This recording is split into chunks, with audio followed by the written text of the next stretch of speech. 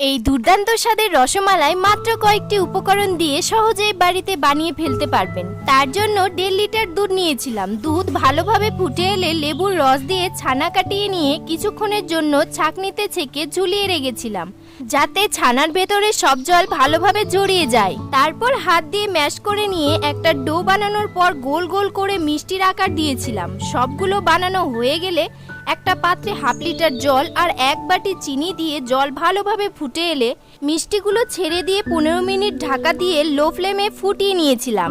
আর অন্যদিকে চিনি আর জল দিয়ে ক্যারামেল তৈরি করে কিছুটা দুধ ঢেলে দিয়ে তাতে 1/2 কাপ মতো গুঁড়ো দুধ দিয়ে ফুটিয়ে ফ্লেভারের জন্য এলাচের গুঁড়ো দেবার পর জল থেকে ছেঁকে মিষ্টিগুলো ছেড়ে দিয়ে 10 মিনিট মতো ফুটিয়ে নামিয়ে নিয়েছিলাম। রেসিপিটি কেমন লাগলো মতামত অবশ্যই জানাবেন। আজকের জন্য এতটুকুই। সুস্থ থাকবেন, ভালো থাকবেন। দেখা হবে অন্য কোনো রেসিপি নিয়ে অন্য কোনো ভিডিওতে।